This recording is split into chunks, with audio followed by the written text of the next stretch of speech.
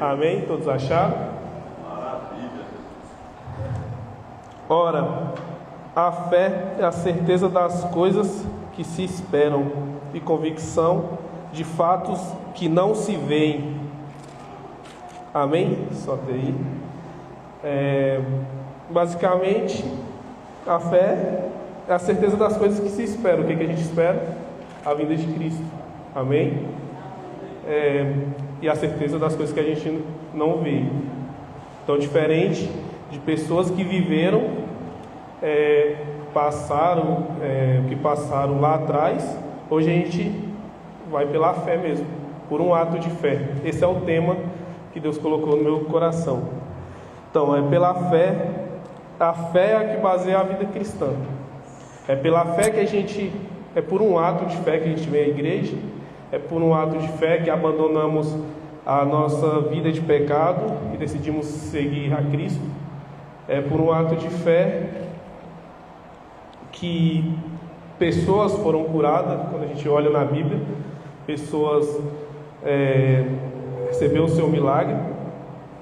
E para a gente entender um pouco sobre essa passagem, que no caso está em Hebreus, temos que entender o porquê dessa carta, né? E o escritor ele quis tratar justamente isso, a fé. Porque o que acontece? No ano 64 começou uma forte perseguição aos cristãos. Então essa carta é para judeus que se converteram ao cristianismo. Então eles estavam sendo tentados a voltar por causa da forte perseguição que estavam sofrendo. Então o autor de Hebreus ele começa a trabalhar isso. Então ele escreve essa carta, aonde no começo ele fala sobre os profetas. Antes Deus falava sobre os profetas e depois veio com Cristo. E aí ele coloca Cristo acima de tudo, acima dos anjos, porque é filho de Deus.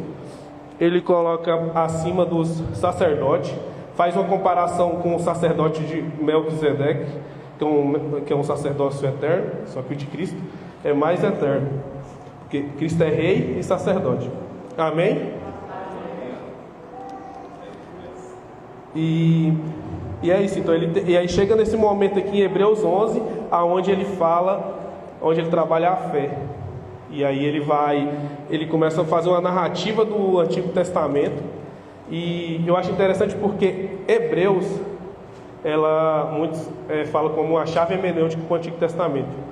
Os irmãos que quiser depois ler Hebreus vai entender, porque começa a contar uma história, você lê o Antigo Testamento, você começa a entender. Então ele começa a falar de Abel e vai falando o ato de fé de Abel, o ato de fé de Abraão, o ato de fé de Raabe. Então ele trabalha isso em Hebreus. E Deus colocou 4 pontos que um ato de fé ele gera. Como ele quis gerar a fé nos judeus cristãos que estavam retrocedendo. Então Deus colocou. O primeiro ponto a fé gera a cura. Alex, coloca em 2 Reis 5,14. Mas como o Alex está, então enquanto isso eu vou lendo. Naamã aceitou descer até o rio Jordão, mergulhou 7 vezes, como Eliseu lhe dissera, e sua carne ficou como de um menino curado. Naamã, ele era um comandante, sírio. Aqui fala que ele mergulhou, mas a princípio ele não queria, Ele foi, resumindo, ele chegou até a casa de Eliseu. Eliseu não sai, manda um servo dele, para falar para Naamã mergulhar no rio. E Naamã fica indignado. Mas como assim? Eu vim lá, por que eu não mergulhei lá? Lá tem rios também, o que esse rio faz diferente? Eu estava esperando uma recepção melhor, eu sou um comandante. Pensei que ele ia vir aqui colocar a mão sobre a minha cabeça.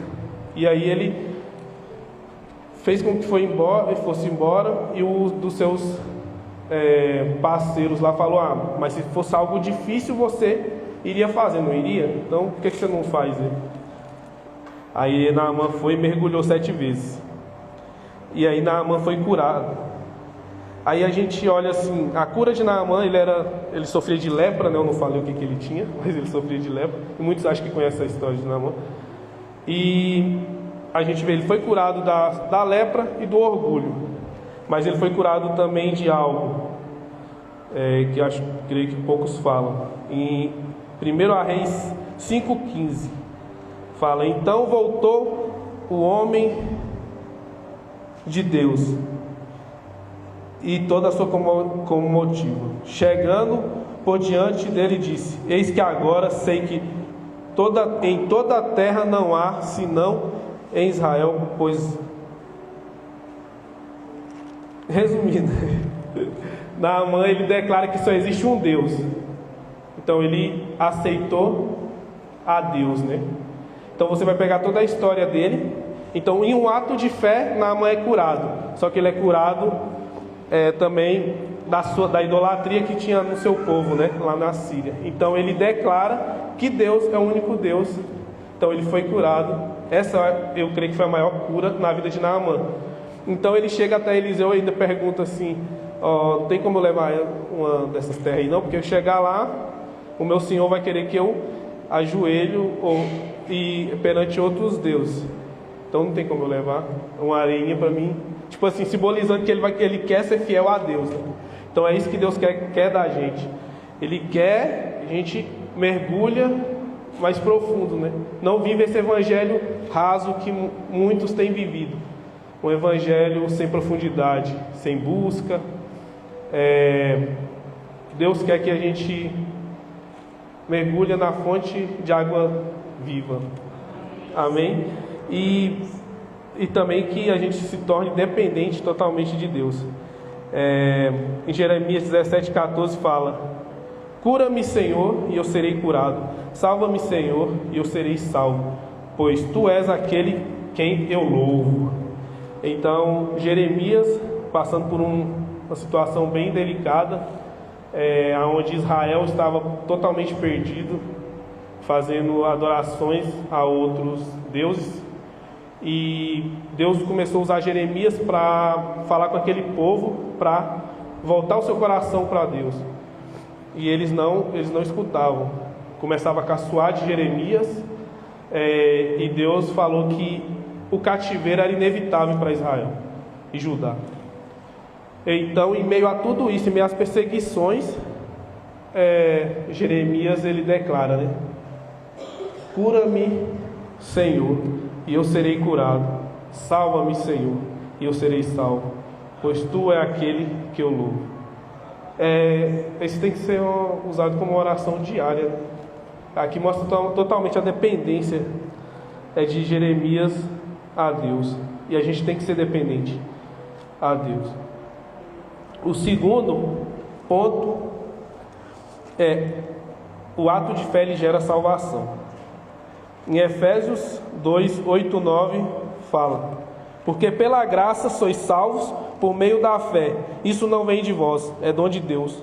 Não vem de obras, para que ninguém se glorie. Então, pela fé, através do dom de Deus, somos salvos. E isso não vem de obras. É interessante que quando fala a questão de obras, estou um pouco emocionado, viu, igreja? Aí, quando fala de obras, a gente vai ver a carta de Tiago. Tiago fala que não existe fé sem obras, né? Ou a fé sem obras é morta, certo? E Paulo, ele fala que somos salvos pela fé e não pelas obras. Interessantíssimo, né? Se a gente for colocar, será que está tendo um choque aí? O que está acontecendo? Mas, na verdade, não está. A questão é que primeiro vem a fé, depois vem as obras. E através das nossas obras, né, a gente vai mostrar a nossa fé. O louvor mexeu demais comigo. O pastor Marco, ele falou um versículo, e esse versículo foi o que Deus colocou no meu coração, esse capítulo, em Atos 14, o irmão Elton também. Então a gente vê que Deus vai direcionando, amém? Tudo obrigado, hein?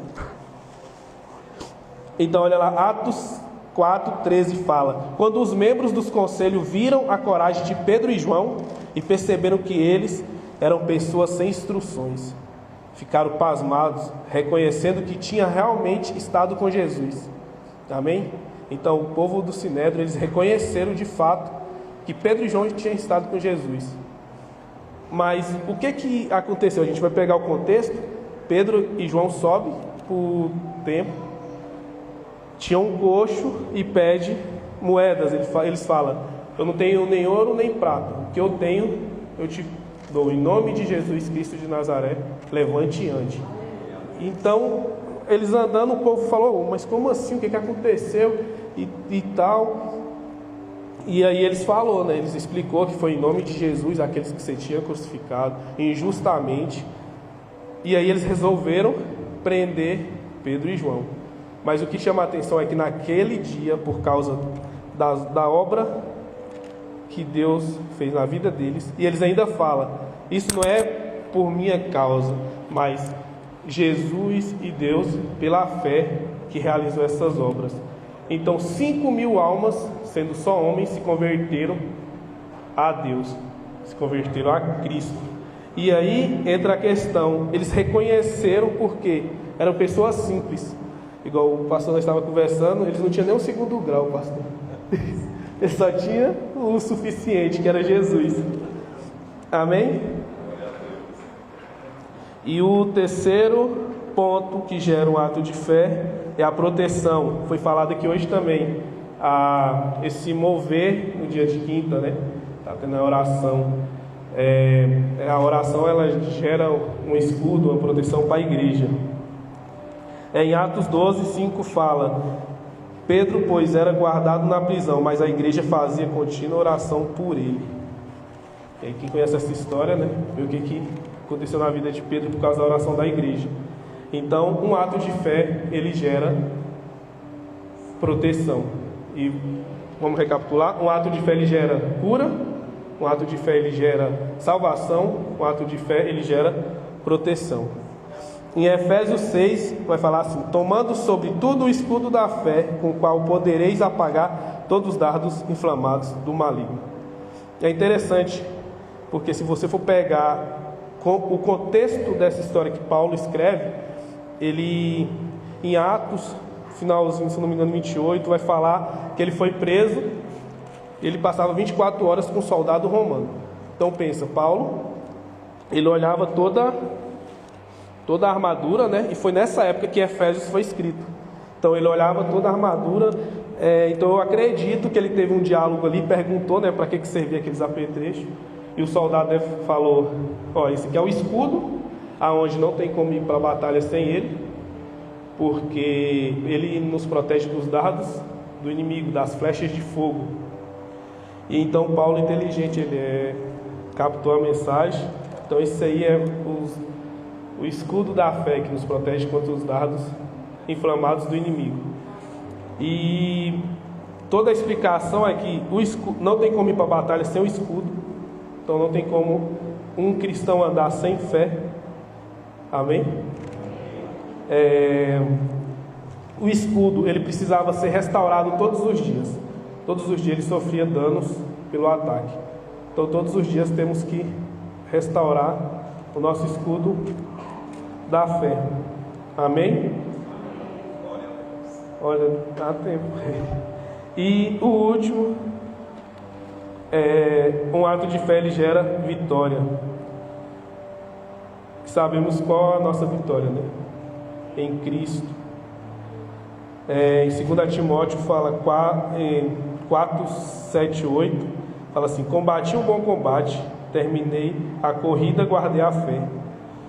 Agora me está reservada a coroa da justiça, que o Senhor, justo juiz, me dará naquele dia, e não somente a mim, mas todos aqueles que amam a sua vida. Paulo entendeu, né, o que era mais importante. Então, em meio, ali ele já estava pronto ali para o matador, e ele: guardei a fé. Em 1 João 5 fala assim: porque todo que é nascido de Deus vence o mundo. E esta vitória que vence o mundo é a nossa fé. Em João 2,15, não, em primeiro também, né? Primeira carta de João: não ame o mundo e nem o que nele há. Se alguém amar o mundo, o amor do Pai não está nele. Pois todo o que Tudo que há no mundo, as cobiças da carne, a cobiça dos olhos, a ostentação dos bens, não provém do Pai, mas do mundo. O mundo e suas cobiças passam, mas aquele que faz a vontade de Deus permanece para sempre. Amém? Então essas são as 4 essências da fé. Eu troquei uma ideia com o pastor Marco, o pastor Léo. Eles confirmaram que é, amém? E é isso, né? Mas o que chama a atenção é porque o que a gente precisa é um ato de fé. Eu gosto, se vocês repararam, eu falo muito de John Wesley, porque eu estudo muito a vida dele. E eu acho muito interessante. John Wesley era filho de pastor e também pastor. Então, ele cresceu no meio cristão, né? Só que ele passou por um momento onde ali ele falou que foi a verdadeira conversão dele. Eles estavam indo fazer uma viagem missionária e ali tinha 2 rapazes moravianos. E ali o barco pareceu que ia afundar e aquele alvoroço, John Wesley se desesperou. Quando ele olha, os 2 homens ali todo tranquilo, como se nada. E aí vai trocar uma ideia com eles, né? Eles seguiam a Cristo e ali era o ato de fé dele, né? Então o John Wesley desceu todo incomodado, falou: o que eu estou fazendo? Eu estou totalmente errado. E aí ele mudou, né? Aí ele virou o que virou, um dos maiores avivalistas de todos os tempos. E olhando para o contexto, voltando para o contexto de Hebreus, Nero começou um ataque e ali tinha formas, né, dele matar pessoas, matar cristãos. Então, se você não negasse a Cristo, você era preso em um bastão e tacavam fogo. E a história fala que os cristãos louvavam a Deus. Quero convidar a equipe de louvor enquanto eu encerro. Eles louvavam a Deus e quando o fogo consumia, ele começava a gritar de dor. E como um ato de fé, o outro que estava amarrado no próximo poste começava a louvar de onde ele parou. E tinha também do Coliseu, onde famílias, né, eram jogadas lá. Então, muitas vezes pais de família via sua família sendo comida por animais primeiro. E então isso era o que estava acontecendo naquela época. E eles falaram: não dou conta, eu quero voltar para ali, ali está mais tranquilo. E hoje, por muito pouco, a gente quer voltar à antiga vida, né? Por coisas banais, sem sentido, a gente quer voltar à antiga vida. Amém? Foi rápido, terminou a tempo, mas foi isso que Deus colocou no meu coração. Amém?